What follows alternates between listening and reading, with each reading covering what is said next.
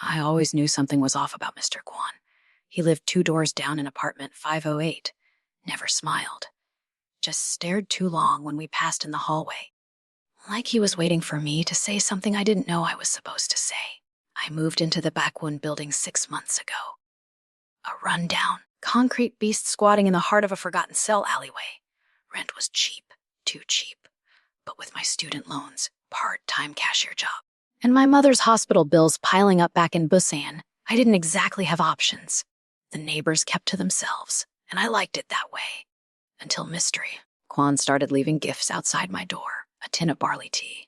A faded photo of someone who looked eerily like me. A single glove. Each time no note, just silence.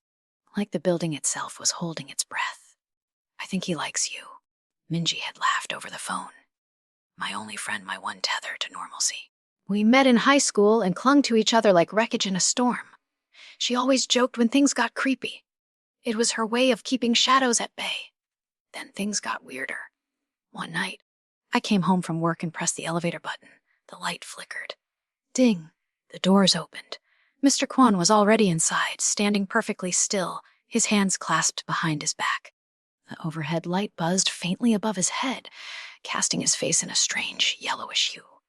Going up, he asked. His voice was raspier than I expected, dry, like parchment rubbing against bone. I hesitated. Yeah, sure. I stepped and the doors closed. He pressed 5 only. There's no 5 in our building. I looked at the panel. Buttons 1 through 4, and the rooftop. No 5. I reached to press 4, but my finger hovered. The 5 button was glowing now, red like a warning, not the usual yellow. Then the elevator jolted. We weren't going up. We were sinking. I turned to Mr. Kwan. He was smiling. I sold my mother's wedding ring to pay this month's rent. It wasn't even enough. The pawn shop owner didn't look me in the eye.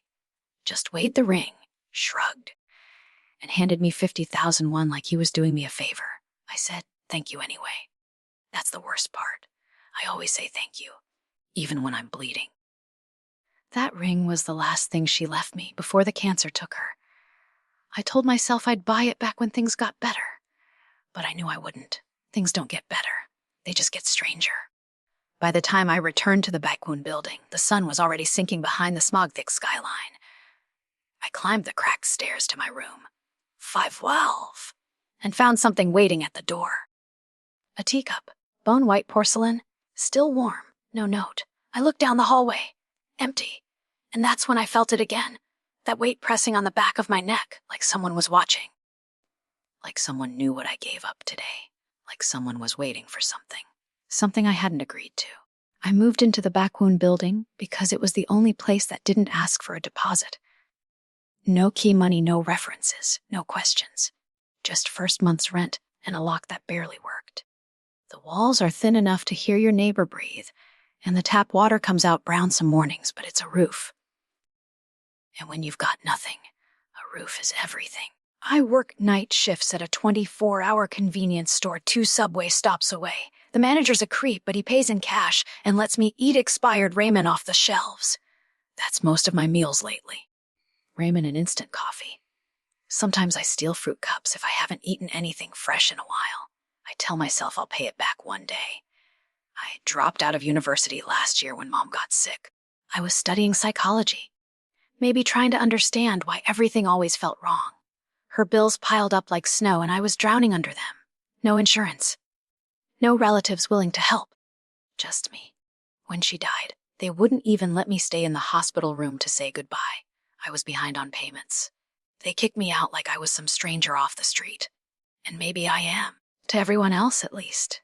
Now, I live in 512. My room is just wide enough to stretch out my arms and touch both walls. I have a mattress on the floor, a secondhand rice cooker, and a photo of Mom tucked behind a cracked mirror. That's all.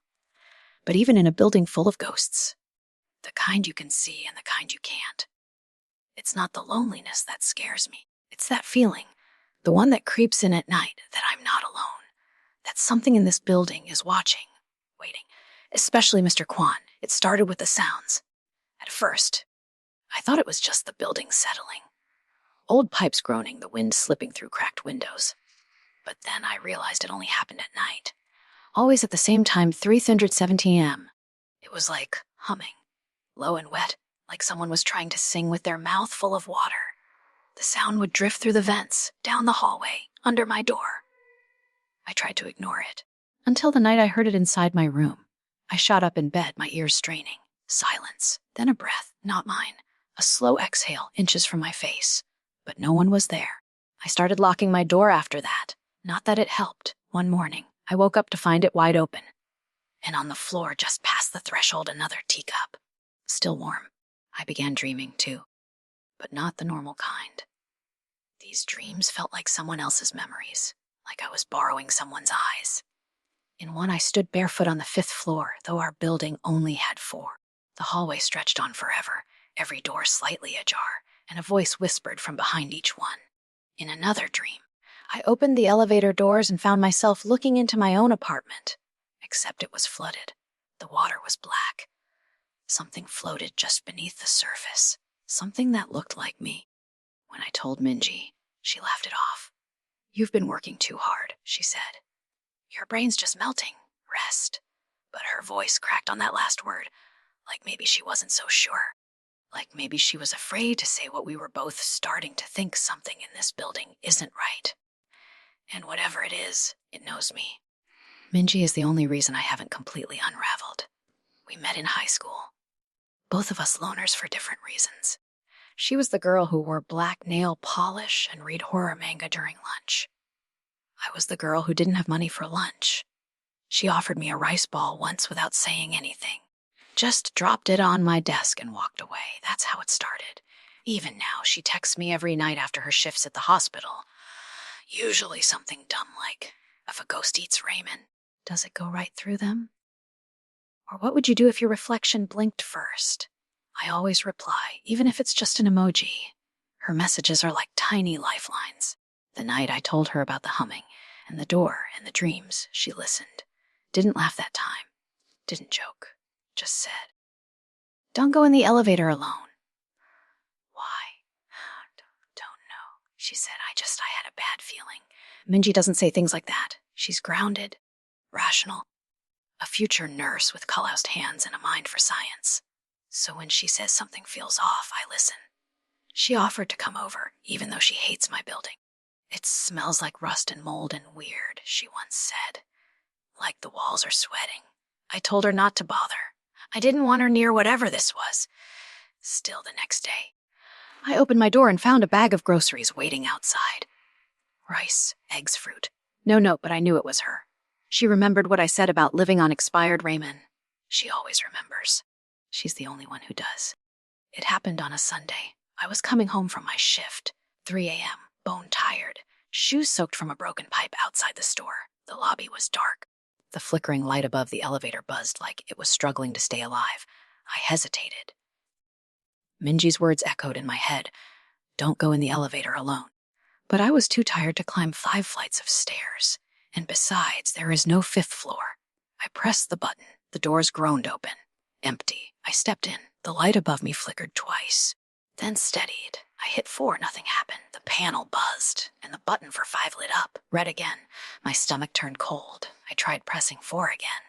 The button wouldn't respond. Then the elevator began to move. Up, not fast. Slow, like the air itself was resisting the rise. The display above the door, blink a chime sounded. The doors opened. The hallway beyond looked wrong. Too long.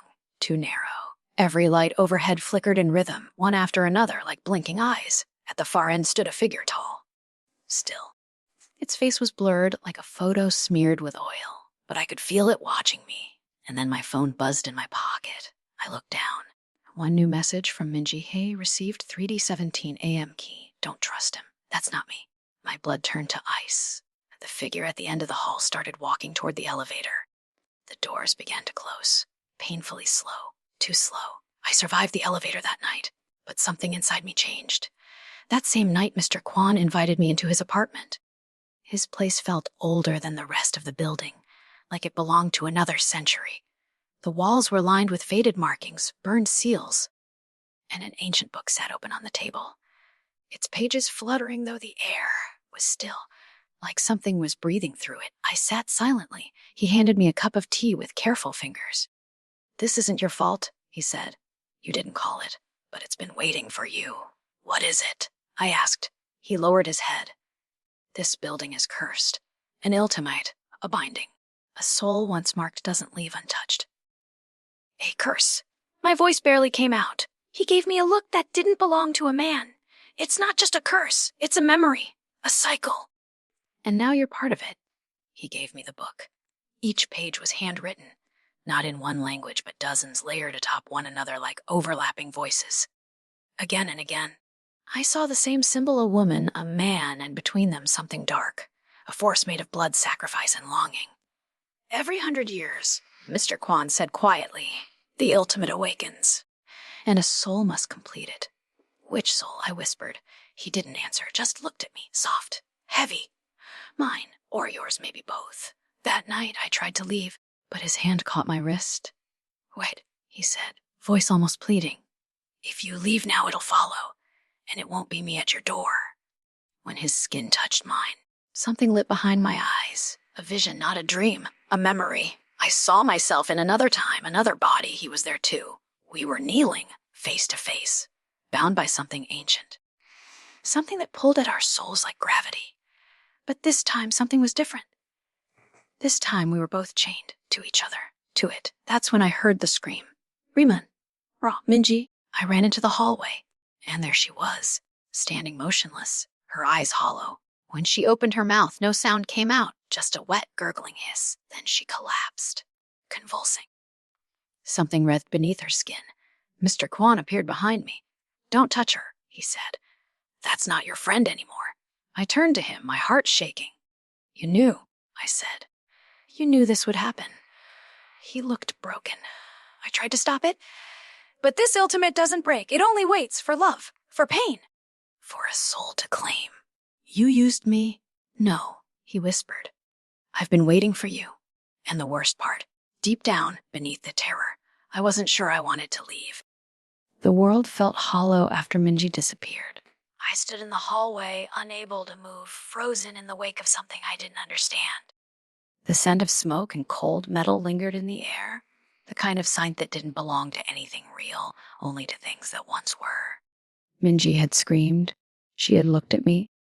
Her mouth had opened, but what spilled out wasn't her voice. It was something older. I turned slowly, my hands trembling, and looked at Mr. Count. His face wasn't expressionless. It was resigned.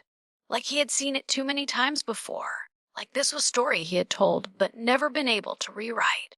What just happened to her? I asked, though I wasn't sure my voice was working. Is she dead? He shook his head once. No, worse. I staggered back a step. Worse. She's trapped, he said. Like all the others, came too close to the truth of this place. The ultimate doesn't kill them. It uses them. It turns them into vessels. For what? I whispered. For memory, for pain, for the echo of all who came before. I was shaking now, not just from fear, from guilt. I had dragged Minji into this. Maybe not directly, but she had warned me. She had stood between me and this thing, and now she was gone. Why me? I said. Why am I the one it wants? He didn't answer at first. Instead, he walked past me and opened the door to his apartment again. Because you've been here before. I stared at him. That doesn't make any sense. I know it doesn't, he said softly. But the ultimate doesn't choose randomly. It chooses from blood and from history. It's a pattern, always repeating, always seeking what it lost. I followed him inside. I didn't know why. Maybe because the hall outside didn't feel like it belonged to this world anymore. Maybe because my legs no longer trusted my own decisions. The candle in his apartment was still burning, casting long, flickering shadows across the floor. He sat down in the chair across from me. I stayed standing. I want to know what this ultimate really is, I said. No more riddles, no more metaphors. The truth. Mr. Khan looked up at me, and for a moment, just a moment, his eyes didn't seem human, they seemed endless. He nodded once. Then you need to see. He reached for the book on the table, the same one I had flipped through before. He opened it to a page in the middle and began to read aloud. Not in English, and not in Korean either. The language was old, raw. Every syllable made the candle flicker. The air grew colder with every word, and then it happened. The room shifted. It didn't vanish, not completely. but it was overlaid with something else. A memory. A place that existed in the bones of this building but not in its walls. A room made of stone and fire. A girl standing at the center, her hands bound by red thread. A man. Not Mr. Cowan, but also Mr. Cowan. Standing across from her. They were lovers. That much I could feel instantly, even though they didn't speak. But there was something between them. A third presence. A shadow without shape. The ultimate. It fed on them, on their bond, on their suffering. And when she tried to run, it turned on her, trapped her, used him to do it. Because he had been marked before her. Because he loved her enough to follow orders. And so he watched her soul be sealed away as punishment for trying to break the cycle. And then time moved again, and I screamed because the girl looked like me. Not just a resemblance, she was me. I fell back into my body, gasping. Sweat pouring down my neck. Mr. Cohn caught me before I hit the floor. He held me in his arms, his voice gentle, whispering words I didn't understand but felt deep in my bones, words of comfort, of protection, words that didn't belong to this century. I clung to him, not because I trusted him, not fully, but because there was no one else left, no one who could even begin to understand what I was seeing. So it's true? I whispered. We've done this before. He nodded. Many times. And every time we lose. He hesitated. Thing, yes. Then why are we still here? He looked down. Because the ultimate doesn't end with death. It binds souls across lifetimes. Through longing. Through unfinished love. I didn't want to ask the next question. But I did anyway. Do you love me? I said. Or just the memory of me? He didn't answer right away. But his hand brushed my hair back from my face. And his eyes were tender when he said, Is there a difference when your soul's been waiting for someone for centuries? I didn't know how to respond. My heart wasn't steady. Everything inside me felt stretched, torn between past lives and present feelings. I looked up at him and whispered, What happens if I love you back? He inhaled sharply. The ultimate becomes whole. And if I don't, then it'll find another way to feed. Through pain, through sacrifice. I closed my eyes. There was no way out. It wasn't about choosing him or running. Either way, I was in the center of something eternal. Something made from love and horror. But part of me, the part that remembered another life, another name, wanted him. Wanted the man behind the curse. Wanted the soul who had been trapped just as much as mine. So I kissed him, not because it was romantic, not because it was safe, because it was inevitable. And when our lips met, the building groaned. The floors trembled. The shadows in the corners of the room screamed. The ultimate woke. When the ultimate woke, I felt it move through me like a second heartbeat. The air grew heavy, and the shadows in the corners of the room thickened. Not just dark, but aware. Watching. Right here. The entire apartment seemed to tremble under a weight that didn't come from above, but from within. Like something had been sleeping in the foundation, in the walls, under the paint and brick and time. And now it was rising. Mr. Coon pulled away from the kiss. His breath hitched, not from passion, but fear. You shouldn't have done that, he whispered. You kissed me back, I said, blinking through the dizziness. I know. That's why it worked. Something began scratching behind the walls. It didn't sound like rats or pipes. It sounded like fingernails, scratching to get out, and then the lights flickered and died. The candle went out, but I could still see. Not with my eyes. Not really, but with a part of me that remembered this moment from another life. I remembered the stone room, the thread around my wrists, the cold ritual altar. I remembered saying yes. I remembered dying. I pressed my hands to my chest and felt my pulse racing. What happens now? I asked. Mr. Kwan's voice was low. Right now it chooses. Chooses what? Whether our love is enough to break it or just strong enough to keep it alive. A door slammed somewhere far away. Not inside the apartment, but inside the building. Another. Then the elevator. That damned elevator. The same one that had trapped me with him the first time. It had started moving, but no one had pressed a button. Mr. Cowan grabbed my hand. We have to go. Where? To the 5th floor. I stared at him. That floor doesn't exist. It does now. The stairwell was different this time. It wasn't just dark. It was wrong. The steps didn't sound the same under our feet. The angles felt crooked. And with every flight we climbed, I felt like I was shedding skin, like I was stepping out of the present and back into something unfinished. At the landing above the 4th floor, there was a door where none had been before. No number, just a faint red thread tied to the handle. I swallowed. Are we sure? We've never made it this far, he said. Maybe this time. He didn't finish. He didn't have to. He was trembling too. I reached for the thread. It burned the moment my fingers touched it, but I didn't pull away. I gripped it tighter and pushed the door open. Inside, it wasn't a hallway. It was a temple. An ancient, impossible room carved into the bones of a modern building, lit by torches that didn't burn and filled with whispers that didn't come from any mouths. The walls were covered in symbols I recognized but couldn't read.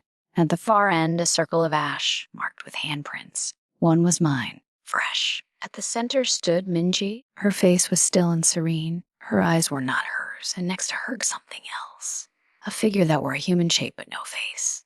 A robe of shadows. Fingers too long, the ultimate. It looked at me.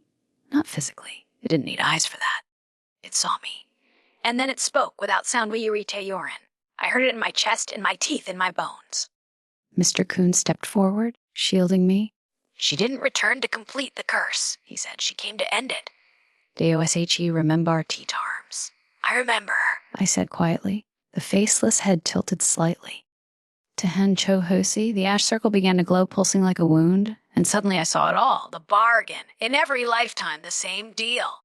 Two souls bound by love must either feed the ultimate by sealing their bond with pain, or break it by giving up their love forever.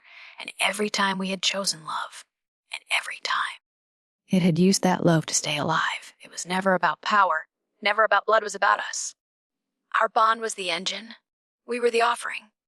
Don't choose me this time, I said to Mr. Kuhn. His eyes snapped to mine. What? This is what it wants?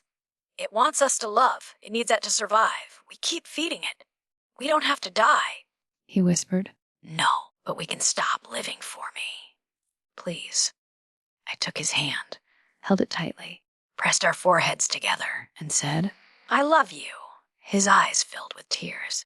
And I let you go, the ultimate screamed, not aloud. Inside us, like 1,000 lives being torn apart at once, the ash circle shattered, the torches went out, and the temple cracked. Mr. Kwan wrapped his arms around me and pulled me close as the world collapsed around us. But we didn't burn. We fell.